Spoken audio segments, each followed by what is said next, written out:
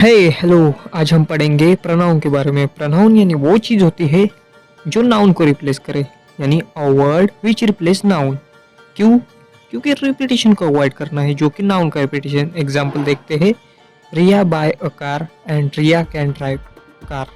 ठीक है, इसमें क्या हुआ, हम इसे कुछ इस तरह से भी बोल सकते हैं, जैसे कि Riya buy a car and she can drive it.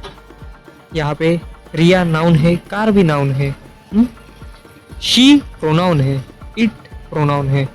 तो हम आज देखेंगे कि इट, शी ऐसे जो प्रोनाउन है वो क्यों यूज़ किए जाते हैं, कैसे यूज़ किए जाते हैं।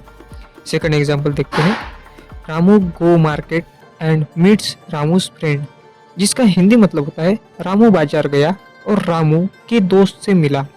बड़ा ही अजीब लगता है ऐसा अगर हम सुनने के लिए जाए या फिर कोई बोले तो।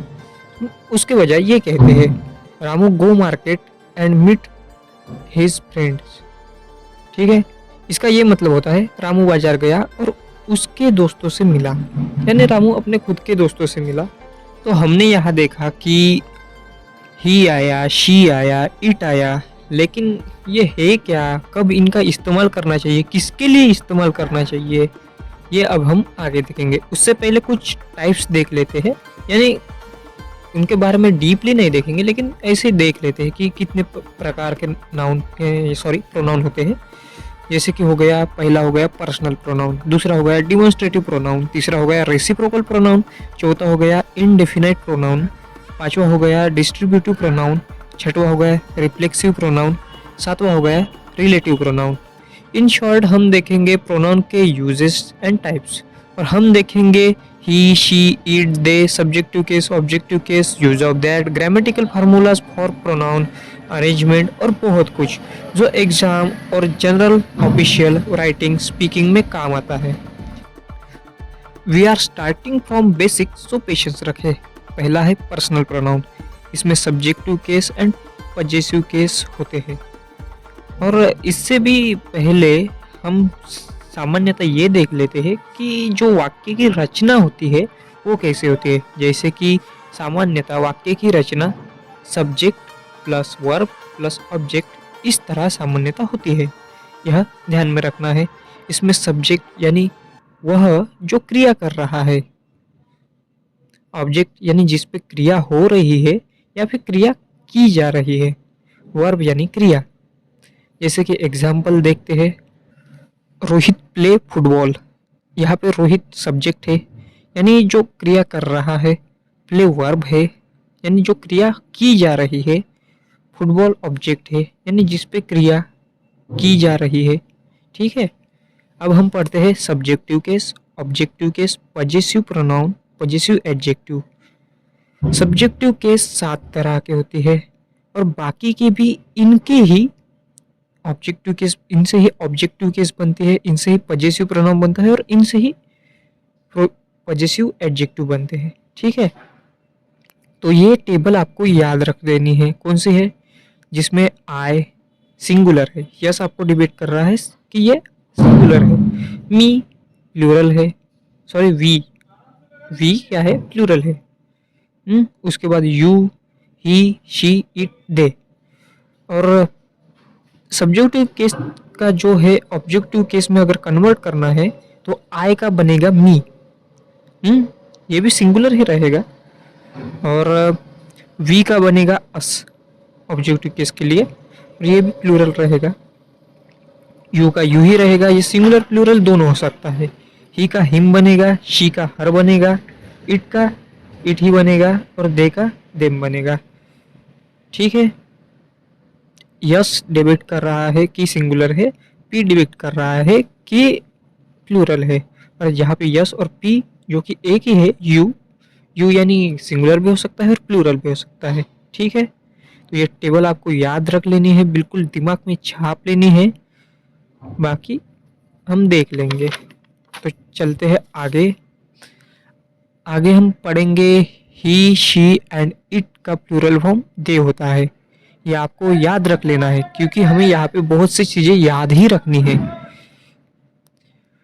सब्जेक्टिव केस के लिए हम देखते हैं पहले, इसके लिए डायरेक्ट हम एग्जाम्पल देख रहे हैं कि you are good in math, you are good in math, यहाँ पे यू आर आया है जो कि गलत है, क्योंकि यू आर ऑब्जेक्टिव केस है और वो सब्जेक्ट की जगह नहीं आ सकता, वहां पे आएगा you are good in math. इसका अगर हम हिंदी ट्रांसलेशन देखें कि you you are good in math, यानी तुम्हारी मैथ में अच्छी है, तुम्हारी मैथ में अच्छी है, लेकिन क्या है, यानी मीनिंग मीनिंग कुछ समझ नहीं आ रहा है। हमें ऐसा कहना चाहिए कि you are good in math, तुम मैथ में अच्छे हो, ठीक है। और वैसे ही दूसरा एग्जांपल है, देम की जगह दे आएगा, हर की जगह शी आएगा, और ये चौथा जो है इसमें दे आर लवली, जो कि करेक्ट है, इसमें कोई एरर नहीं है। उसके बाद देखते हैं ऑब्जेक्टिव केस। इसमें पहला एग्जांपल है दे फूल्ड शी। हमें सुनने में थोड़ा ये ठीक लग रहा है, दे फूल्ड शी, बट जो कि ग्रामेटिकली इनकरेक्ट है, क्योंकि शी क्या है, सब्जेक्टिव केस, और वो किसकी जगह पे आया है, ऑब्जेक्ट की जगह, तो ये सरासर गलत है। तो इसके लिए हम जुर्माना के तौर पे लगाएंगे हर, दे फूल्ड हर, जो कि ग्रामेटिकली करेक्ट होगा। सेकंड आएगा they them love but she fight. यहाँ पे देम की जगह दे आएगा, क्योंकि दे क्या है, सब्जेक्ट, ठीक है, दे सब्जेक्ट, दे लाउड, ठीक है, बट शी फाइट्स, यहाँ पे बट आया है, देख लीजिए, बट यानी वाक्य फिर से जुड़ रहा है, समझ रहे हैं। ऐसा नहीं है कि शी ऑब्जेक्ट यहाँ पे अब है नहीं, यहाँ पे ऑब्जेक्ट है नहीं, शी क्या है, सब्जेक्ट ही है, क्योंकि जो बट आया है वो दो वाक्यों को जोड़ रहा है, समझ रहे हैं।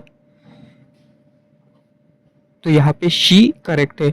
हम आगे भी पढ़ेंगे जो कि types of part of speech है, उसमें जो है कंजक्शन हो गया, प्रीपोजिशन हो गया, ये सब चीज़ें देखेंगे कि जो वाक्य को जोड़ते हैं या फिर कोई मीनिंग को जोड़ते हैं, ठीक है। उसके बाद तीसरा हम अगर देखें, it her choice, it's her choice,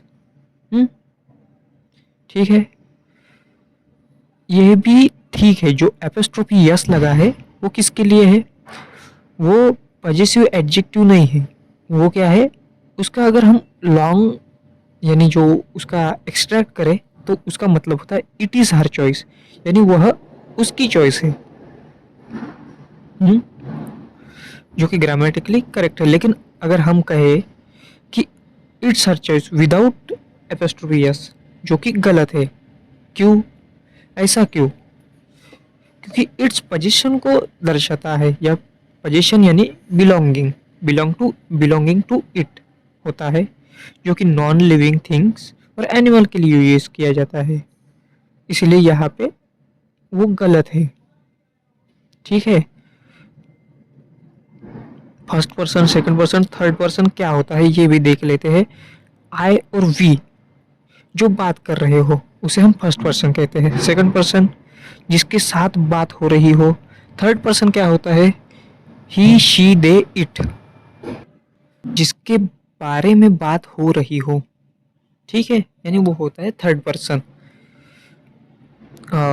इसके आगे रूल्स है, तो जो रूल्स है वो बाद में देखेंगे, लेकिन आपके लिए कुछ बता देता हूँ, वो जैसे कि लेट के साथ ऑब्जेक्टिव केस आता है, प्रीपोजिशन प्लस ऑब्जेक्टिव केस, यानी प्रीपोजिशन के साथ ऑब्जेक्टिव केस आता है, तो हम ये बाद में देखेंगे, काफ़ी लंबी हो जाएगी वीडियो। वैसे ये जो मैंने जितने भी बातें बताई है इसके लिए 3-4 घंटे मेरे को इधर उधर देखना पड़ा, क्लासेस देखनी पड़ी, और बहुत कुछ देखने के बाद मैंने इसका जो निचोड़ है वो यहाँ पे बताया है, और ये काफ़ी हेल्पफुल रही होगी वीडियो, मैं ये आशा करता हूँ। जय हिंद, जय भारत।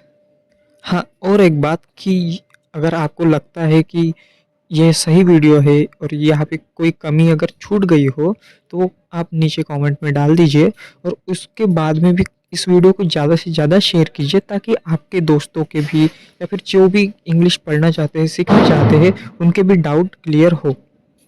Thank you.